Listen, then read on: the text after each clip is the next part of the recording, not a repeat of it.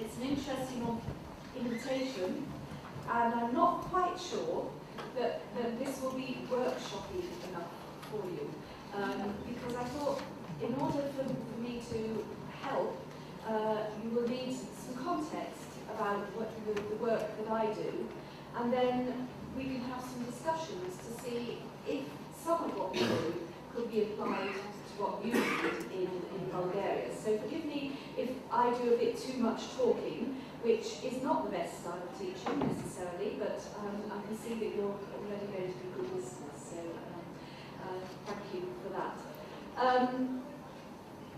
I'm one of Her Majesty's inspectors, and I'm employed by Ofsted, but Her Majesty's inspectors have been in existence since something like 1839, so we have a huge history behind us. And Her Majesty's inspectors work for the Queen, why we're called Her Majesty's inspectors. So we are independent of government, but we report to the government on what we find on the quality of education in English schools. It's not British schools because there's another inspectorate in Scotland and another one in Wales. So we just focus on schools in England. So I'll give you a bit of background now. Today I'll talk to you about the context that we're all working in, our reach, so who we work with, how we inspect and regulate, and our inspection framework, self-evaluation, and then finally our impact. So when I get to the how we inspect, the inspection framework and self-evaluation, I think those are the things that we can pick up together and discuss to see how much will be of use to you. So our context. We have in England a Department for Education. We have 152 local authorities, and our local authorities, I think, are similar to your regions. So a local authority will be responsible for a number of schools within the area. So they can range in size from something like having 44 schools for the smallest, up to having something like 450 schools for the largest. So they're not all the same, they're very different. In England, you can see the sort of figures that we're working with. 17,000 primary schools. Primary schools are for children aged 5 to 11.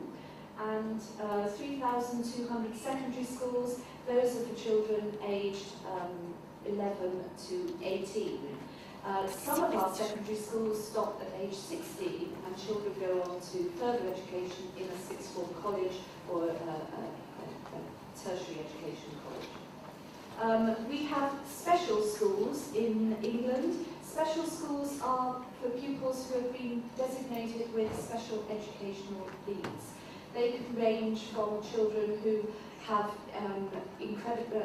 very broad, very, I'm trying to find the right word in English, immense difficulties, physical difficulties. They may be in wheelchairs, they may be blind, that sort of physical difficulty, or it could also be a learning difficulty as well, where they are unable to speak or to. So we have schools that are specialists for those, and we also have some specialist units that are connected with mainstream schools. And we have as well independent schools which are not maintained by local authorities. And you may have heard some of our independent schools. You may have heard of the school Eton, which is a very expensive independent school, which if you have lots of money, you might send your child there. And Prince William was a pupil at Eton, as was his brother Harry. However, we also have some independent schools that aren't quite as good as Eton. They are independent schools that worry us in England a little bit because they are set up by people who to look after some of the most vulnerable children in our society. So Ofsted does inspect some of the independent schools, but not all of the independent schools. I've never, for example, inspected Eton's. Maybe one day. Okay, so what does our school system look like? Well, we have the government who sets the policy for our school system.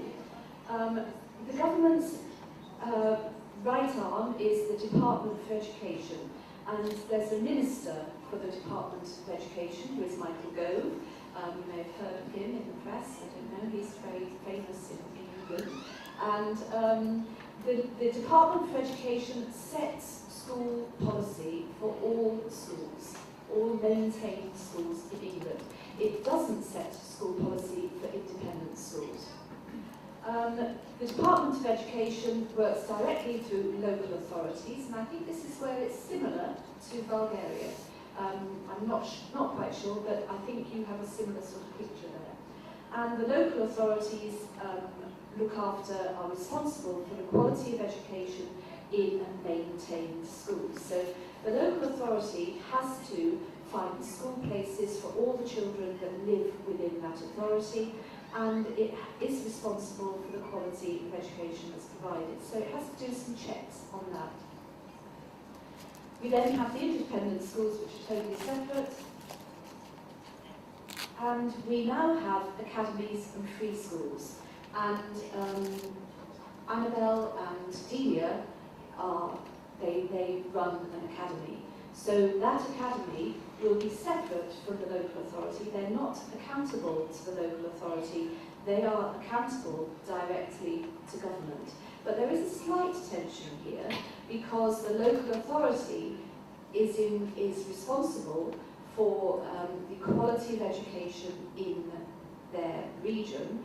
So the local authority, Brent, which is where the Arc Academy is responsible for brokering the quality of education in that authority. So they have a watchful eye over what the academy does. So that's an interesting tension.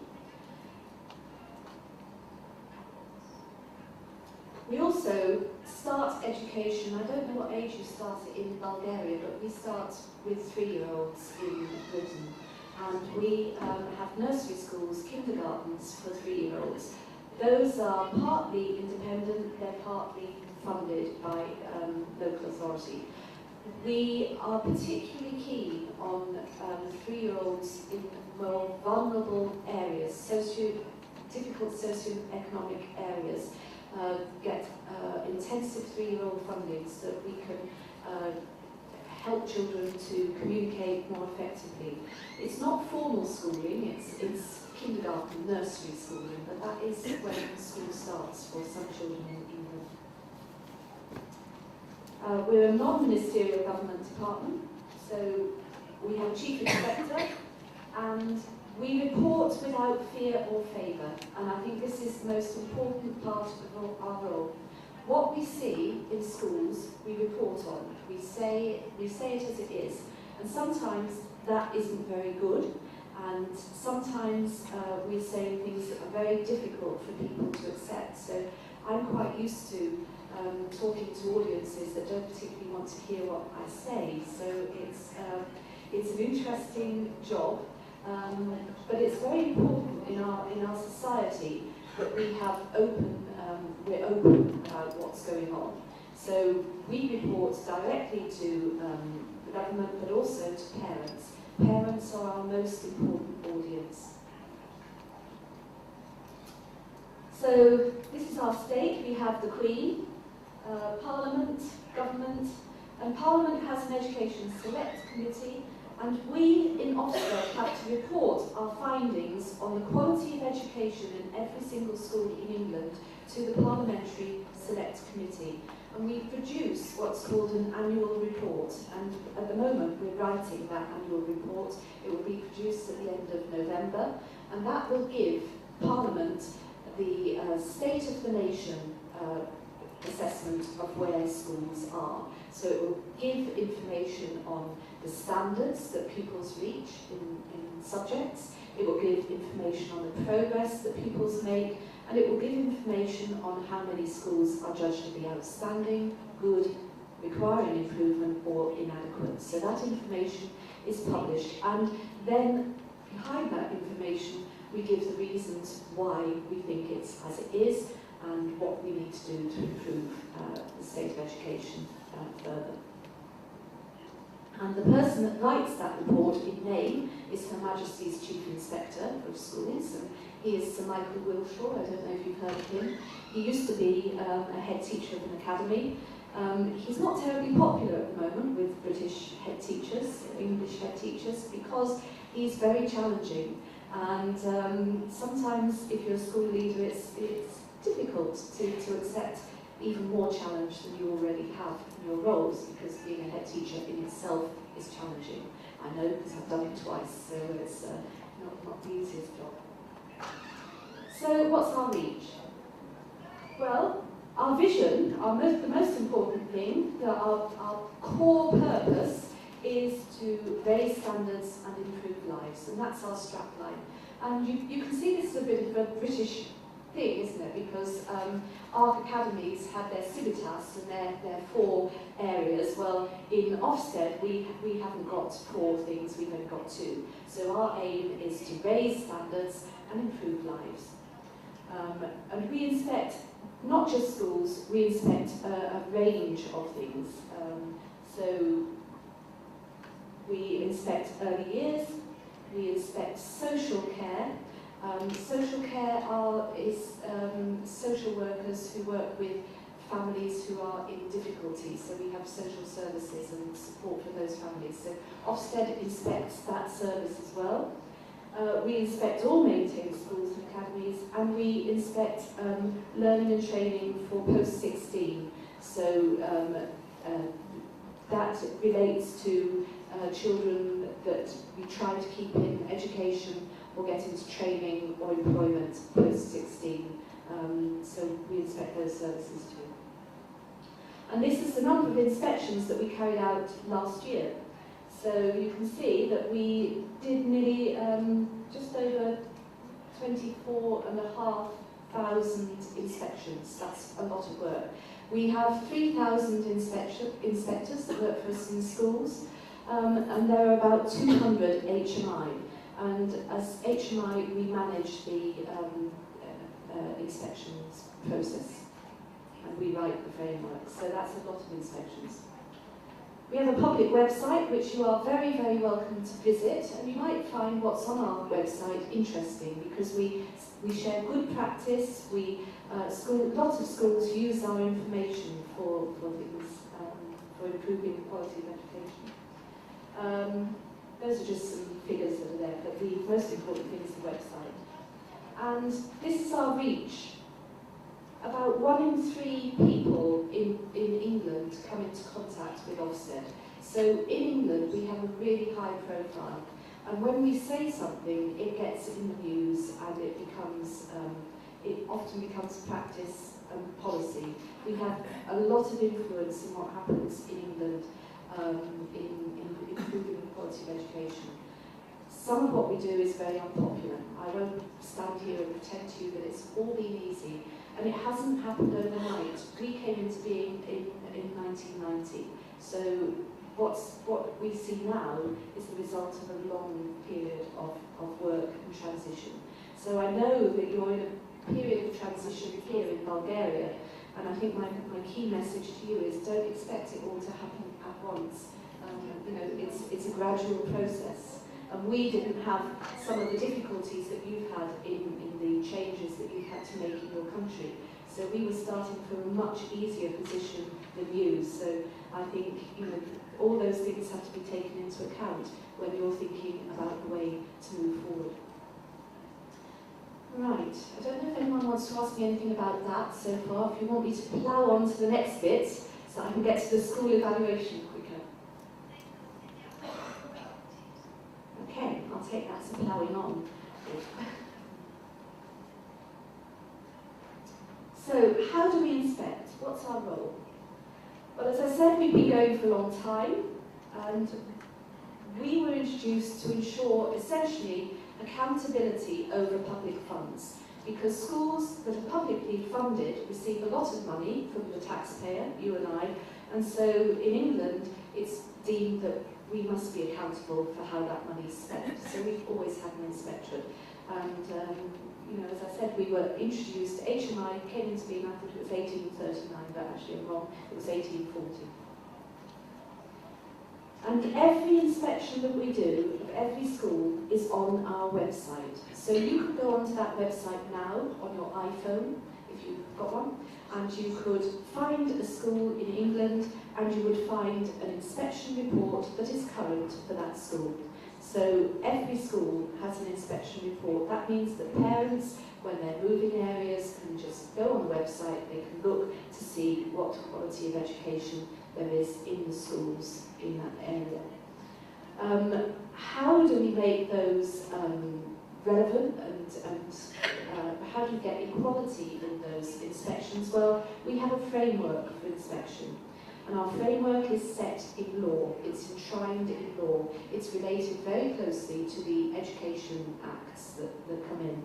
The current framework is based on the Education Act from 2005, but it's been updated in 2012 and 2013. So we update it and tinker with it a little bit, but essentially it's a framework that's set by the government. We have an inspection handbook, and the handbook is what inspectors use and most importantly, what schools use to judge themselves, because all our inspection materials are public, they're not secret. We don't go in and inspect just by the feel of things. We have a criteria that is agreed, and when we're writing the framework, for example, when I was writing the 2012 framework, we met with a lot of teachers, with head teachers, with teacher unions, with parents, with a pupil panel as well, and all those people contributed to our framework. So it's not something that is just something a few elite people have made up. It's something that we have involved the profession in, and that really is very important, because the whole premise of our inspection is to improve education and to improve what school leaders and schools are doing. And we don't think we can do that by just sort of just doing it to them. What we try to do is involve them in the process of inspection, so that they are part of the inspection and come to the judgments themselves. So that's a very important premise in our inspection framework. It's about improvement. And we also have what's up there, subsidiary guidance, and that is more detailed information for schools about areas that might change more rapidly. So, for example, one of the things that we look at in inspection is the attendance of pupils, and there's more detailed guidance, because depending on the sort of school you're running will depend on how we inspect that. This is, I think, the key to our inspection, what is written in red. It's an independent external evaluation of a school's effectiveness, but also a diagnosis of what it should do to improve. And I relate that a bit to the teaching hospital school that was being spoken about yesterday, because we as inspectors, if we're inspecting and can't help a school to diagnose what it can do better, then actually we're not doing our job very well. That has to be key to our work. So it's about looking at what's going on and then diagnosing what the school needs to do to improve. And our three main functions, which are enshrined in law, to provide parents and carers with information, to keep the Secretary of State informed about the state of the nation's schools, and also to promote the improvement of schools and the education system as a whole. So that's our core purpose. So, getting on to the exciting stuff, our framework. What does it look like? How are we inspecting schools?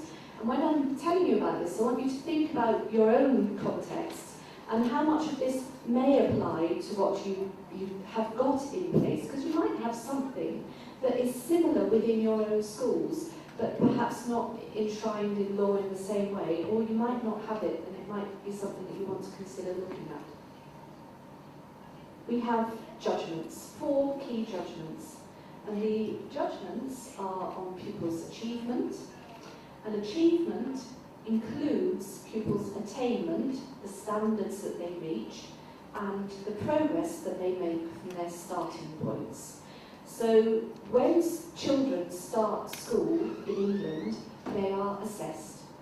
They're assessed against, well, if they start school at 5 or at 3, they're assessed against what we call the early learning goals, and that's a set of goals, 13 early learning goals that cover all sorts of things, such as a child's ability to speak, to listen, to be attentive, to know their numbers, to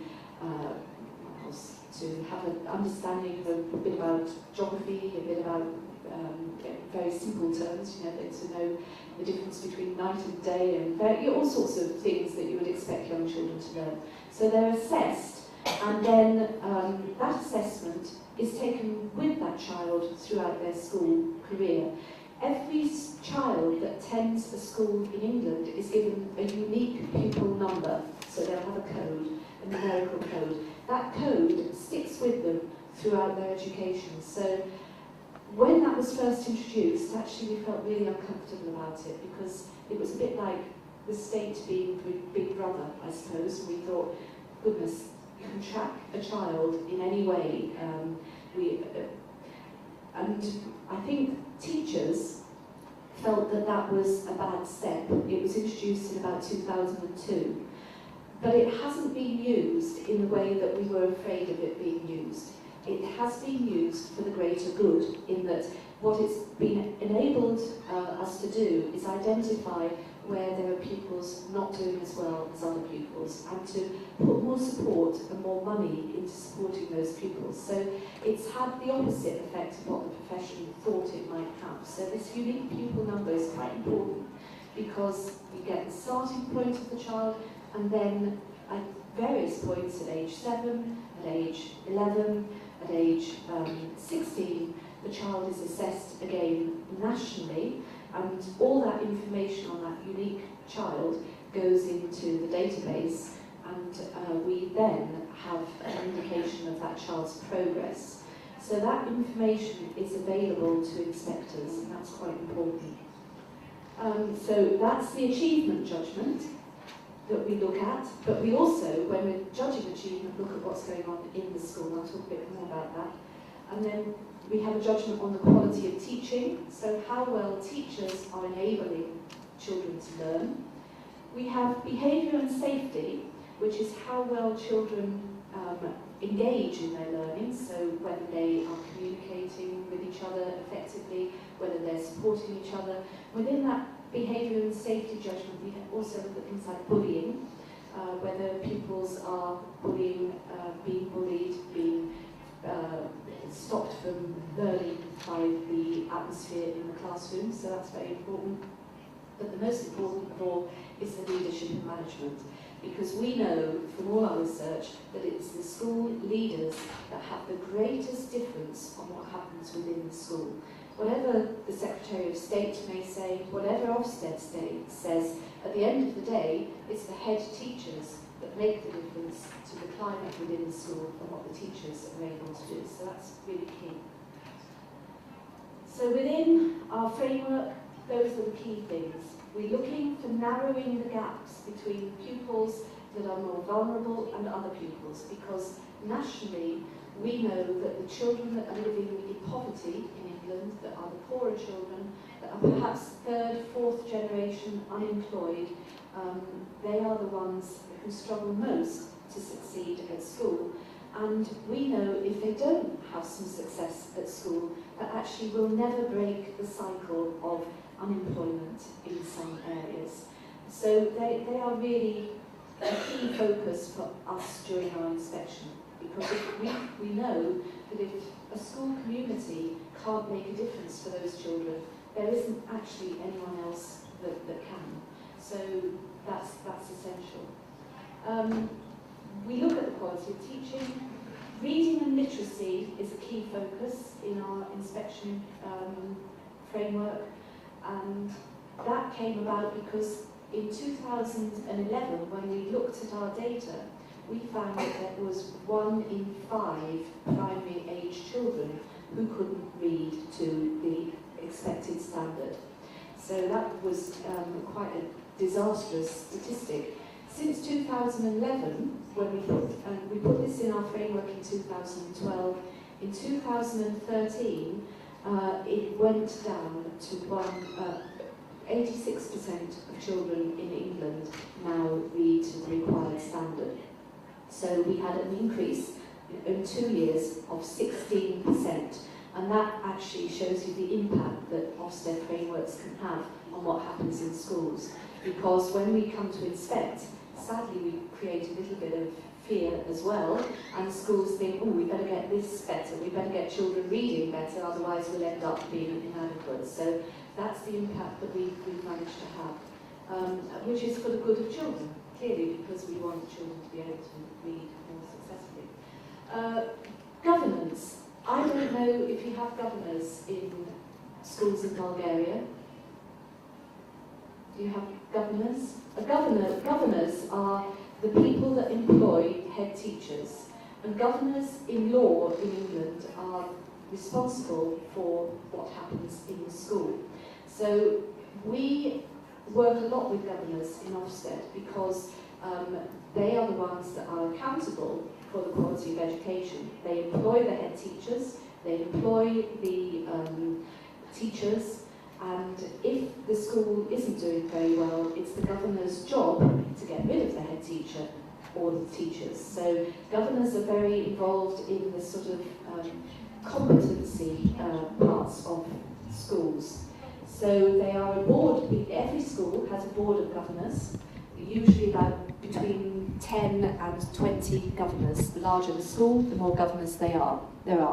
Governors are from, they are parents, they are people from the local community, perhaps a local priest or a police officer or someone professional within the local community. They also have someone from the local authority, quite often on a governing body, and the strong governing bodies relate directly to strong schools. So schools that we judge to be outstanding have really good governors.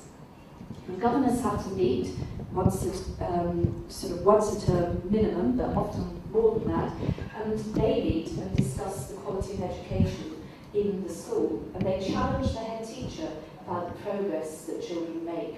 So governors are given lots of information about pupil progress, and on our website we have something called the data dashboard, which we've produced for governors. And governors can look at the data dashboard for their school and compare the progress that pupils make with other schools. So they are very challenging to the head teacher about how well the school is doing, but really important in the way our system works for driving change and getting the best for children.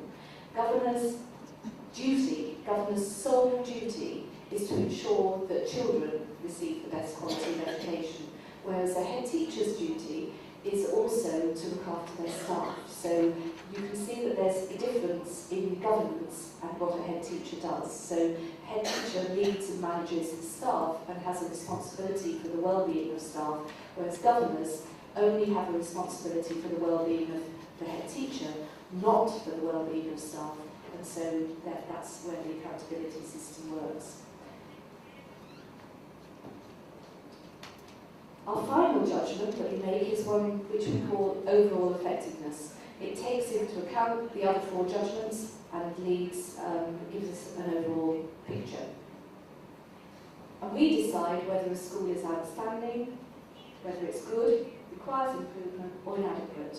If it's inadequate, then we say it requires special measures, and it will then receive support from an academy chain or from the Secretary of State. An inspection usually lasts about 2 days. If a school has been inspected and we put it into a category requiring special measures, if it's been inadequate, we then do what's called monitoring visits. So we go and visit that school and work with it to try and improve it. So my main job now is to work with HMI that go and monitor schools and work with those schools to improve them.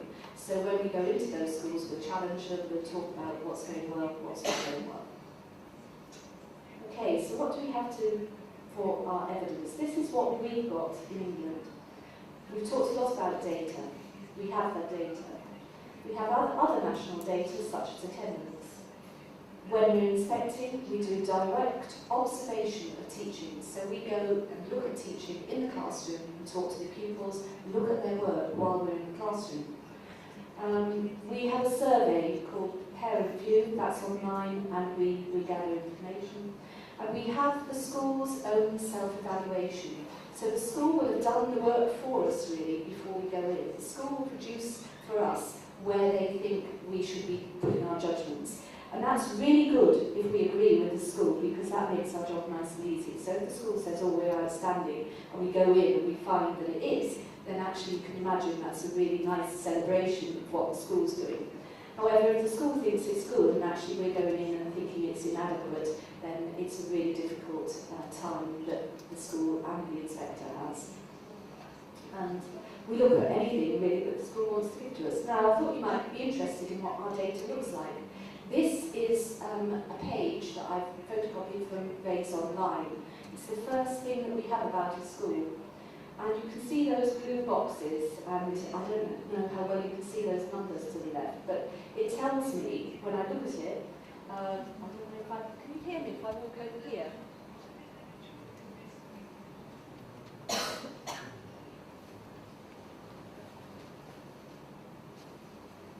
Okay, is that on? Is that better?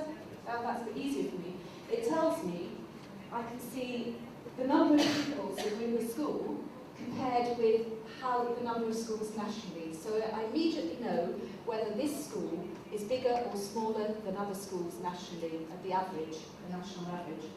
I can tell how many in the school are girls, how many girls there are, how many boys there are.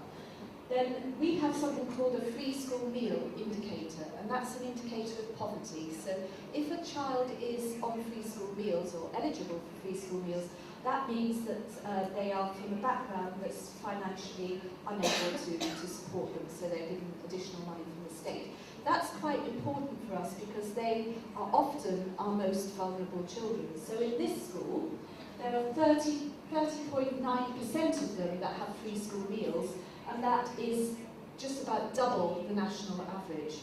So this school has a much higher percentage of children that are vulnerable than in other schools.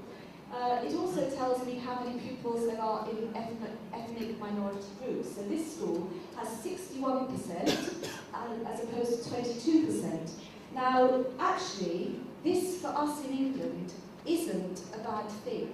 We are, what we know is that areas where there are high proportions of pupils from ethnic minority groups, particularly if they've come from countries like Poland or Estonia or wherever they may have come from recently, they tend to be aspirational children with aspirational parents, so they could do quite well. So when I'm looking at that figure as an inspector, I don't look at it as a negative figure. I think, oh, that school could be doing quite well because of that percentage.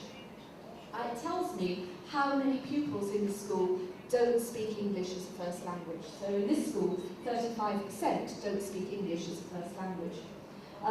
It tells me how many pupils in the school have special educational needs.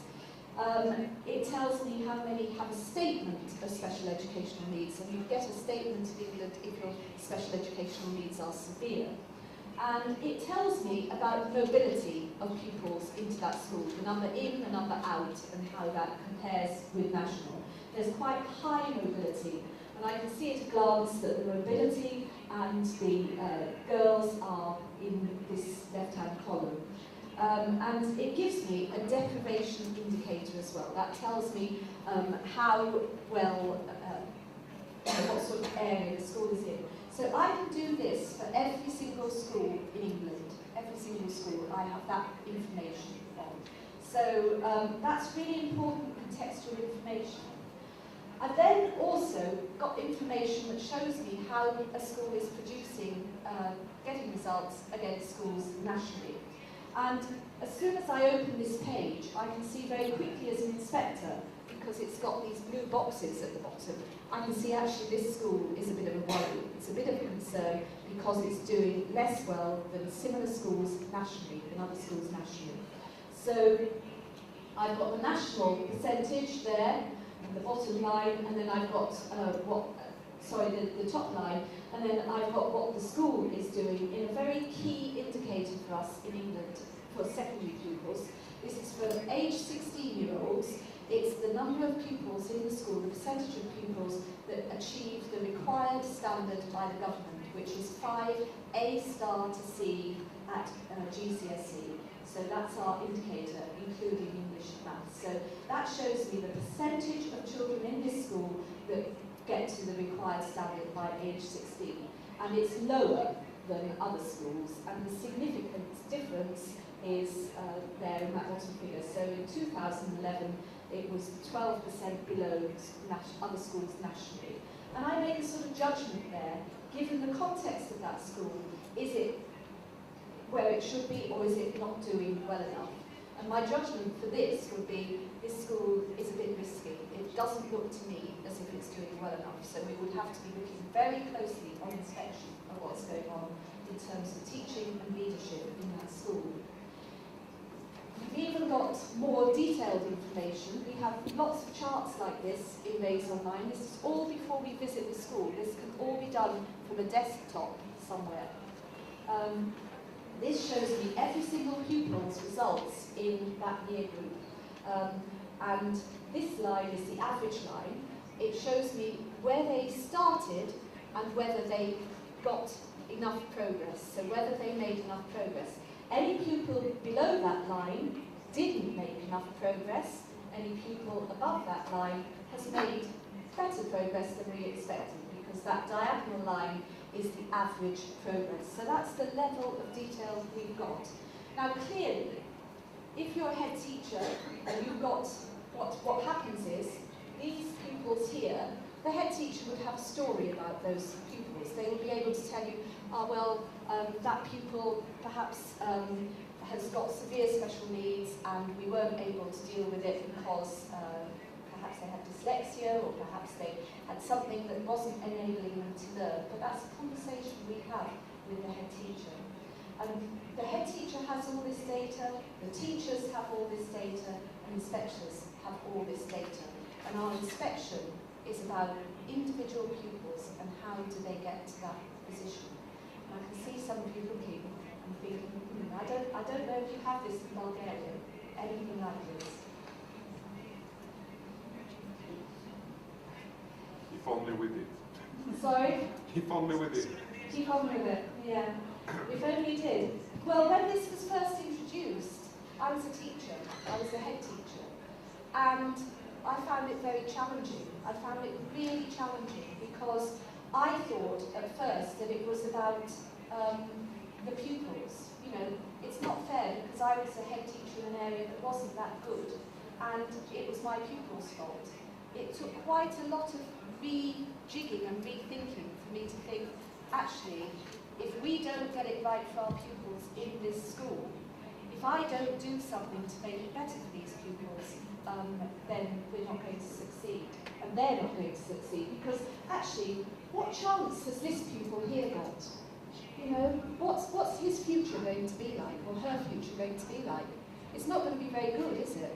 Because that child hasn't been able to get English or maths at the bottom level. It's not a very hard qualification in England to get a grade C GCSE in English language. It's not a complex exam. I suspect, when I came to Bulgaria 10 years ago and went to your elite German school, the children in that elite German school were reading and writing in English much better than the pupils here would be, you know, miles better. So, you know, we're talking here not about a high-level exam, we're talking about quite a, you know, they really need to get that exam. It's really important. Anyway, so we've got that. Then I have that which shows me about how pupils are doing who are eligible for free school meals. And then this one's a really interesting one. This is a new thing that we introduced a year and a half ago, which is a phonics screening check for children that are aged 6 And this shows us how well they know their phonetic alphabet and can do at the early stages of learning to read. And this school is doing really well, because you can see this blue line going down there, that's the average line, that's the national average, and this school has done much better with their pupils than the national average, because most of their pupils at age 6 are learning to read really well. So that's the sort of information we get on that school, and that school's an outstanding school. Okay, do you want to ask me anything about data before we go on?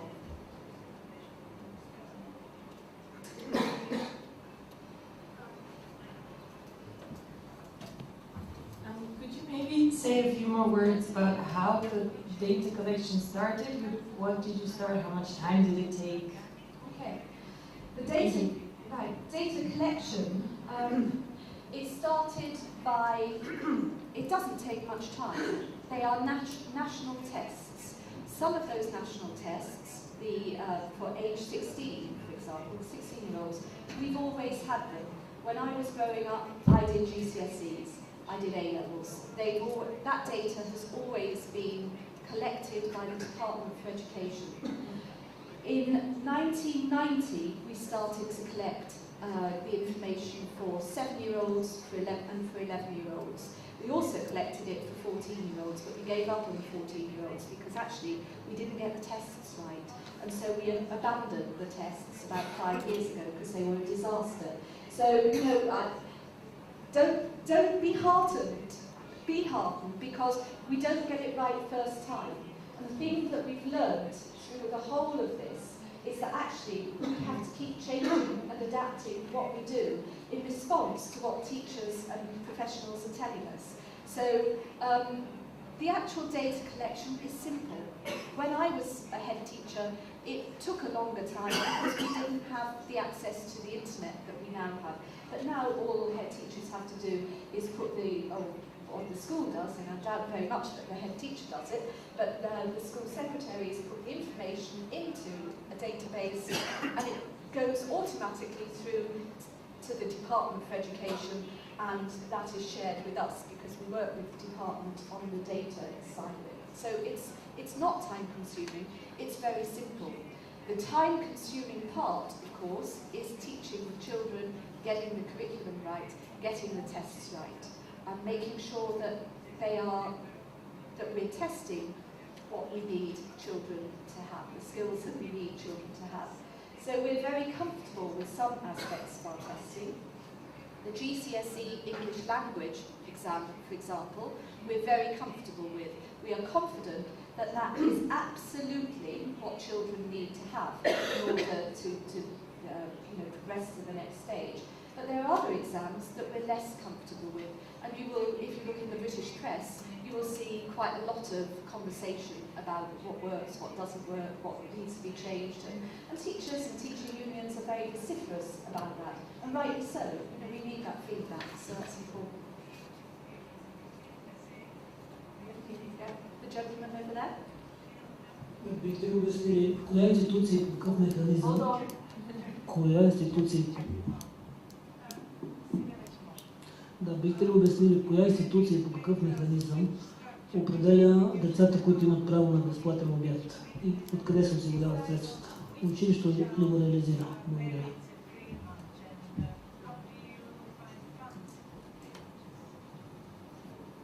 Thank you. Yes, free lunches. How do we decide that?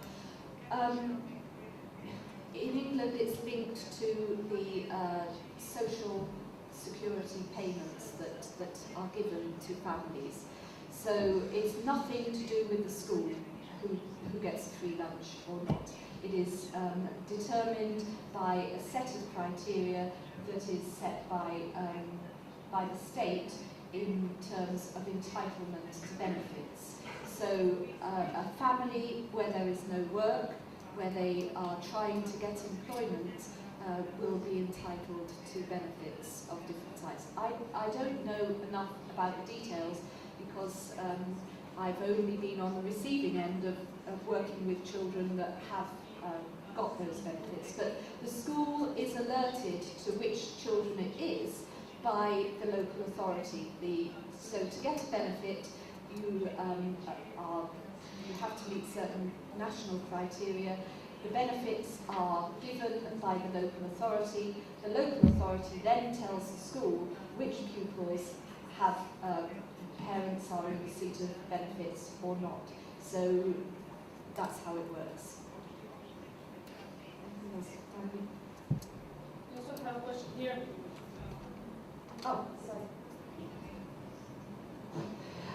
Исках да попитам как се събира информация за децата по отношение на тяхната малцинствена принадлежност.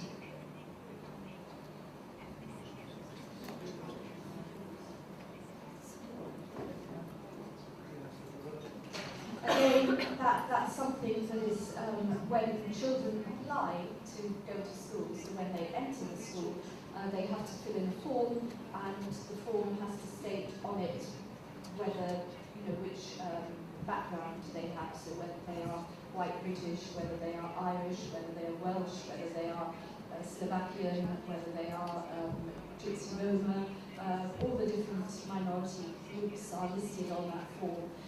Parents can choose not to fill in that form, and if they don't fill it in, we just put it down as other. So, but the majority of parents that put their children into our schools give us their nationality as part of that. So it's collected on entry to school.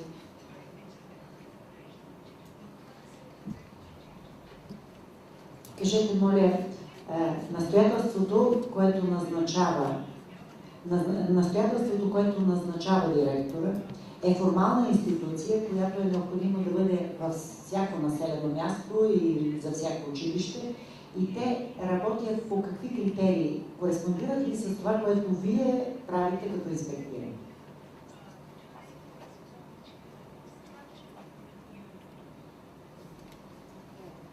Yes, it is a formal structure.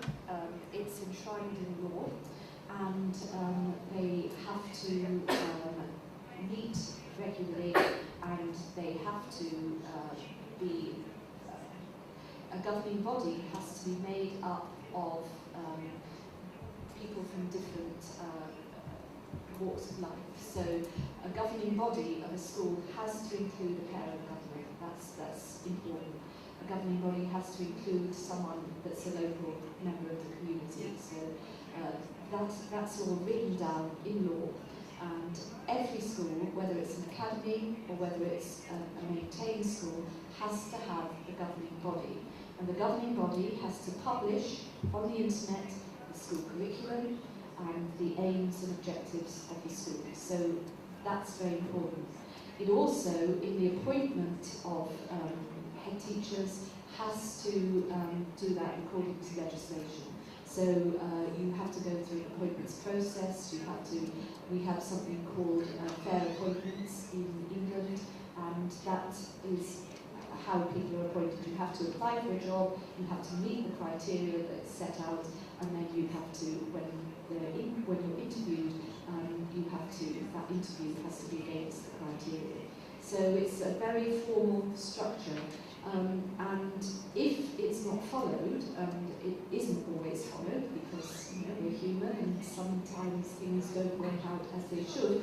If it isn't followed, then that can lead to quite serious criminal offences. So a governing body is responsible in every way for the quality of education. It's a very, very important job in England. At the moment, it's quite uncomfortable in some schools for some governors, and there's a debate about whether some governors should be paid to do the job, because at the moment, despite having all that responsibility, it's actually voluntary. So members of the governing body are people who essentially just really want to do the best for the children of their community. I think where governance works best is where governors are wholly committed to improving the community in which they live. I mean, it's a really powerful tool. And it's interesting because I've talked a lot about state policy and Ofsted, which is a huge mechanism. Governance is very small. It's very pertinent to the community that the school is based in. And actually, they are the people that can make the greatest difference. So if we're looking at how things work in Bulgaria, governments and people, boards that are responsible for what goes on in the school may be an interesting way forward because it is so local. I don't know. Okay. I don't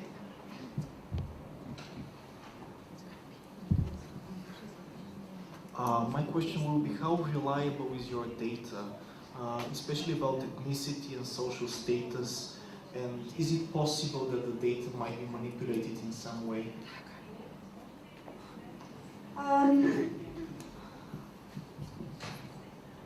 It's not terribly important to us, I think, the ethnicity and social status side of it. So I think the answer to that is simply no, really. Results? What about results? The results.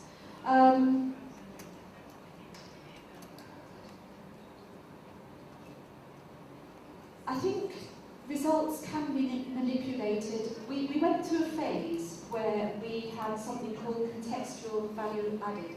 If I take you back to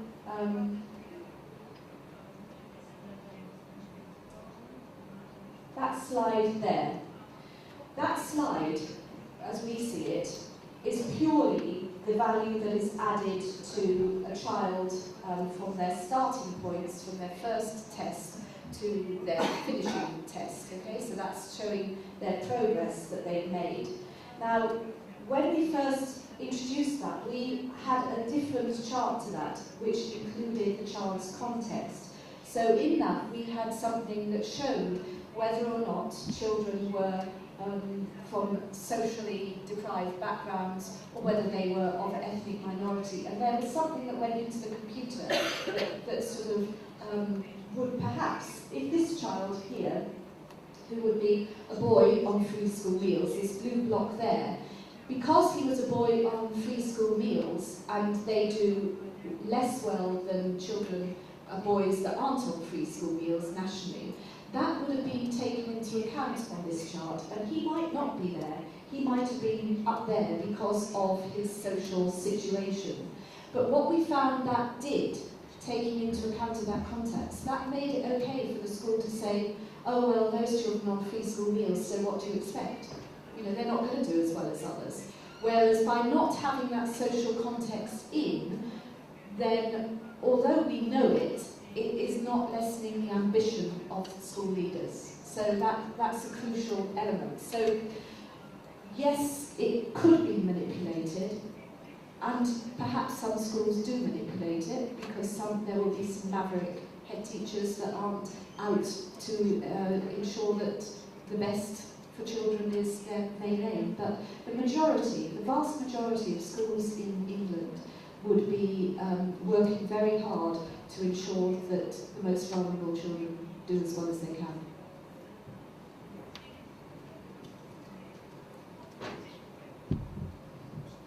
Искам да го питам, децата със специални образователни потребности,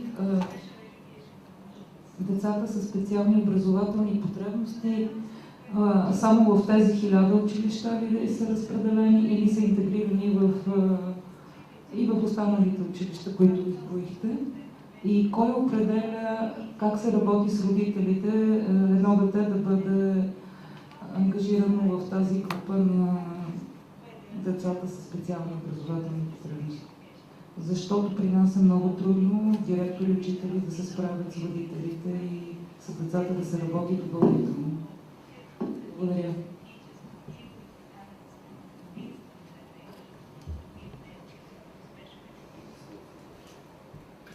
Okay, and that is exactly the same as in England. The decision over where a child is educated lies with the parents, and some parents find it very difficult to accept that their child might have special educational needs, so it varies. We have special schools, as I said earlier, and those are for children who have the most severe difficulties. Some parents, where their children are clearly really very, very vulnerable, they want their child to go to a special school because actually that is the very best solution for the child, and they will be given very good care and education in those schools. It's the borderline children that cause the most difficulty. We have a category which we call moderate learning difficulties, and those children actually, we think, the state thinks, are better educated alongside their peers, because at the end of the day they're going to have to integrate in society. And we feel that we don't want to isolate children that have special educational needs, and also we don't want to have children that haven't got special educational needs having no understanding of those that do. So, for example, if a child has autism, which is not a visible need, but is a very severe need, we try to integrate children with autism alongside a maintained school. So we will find schools like the academy that Delia was talking to you about. They would have perhaps a class that sits alongside where the children could be integrated.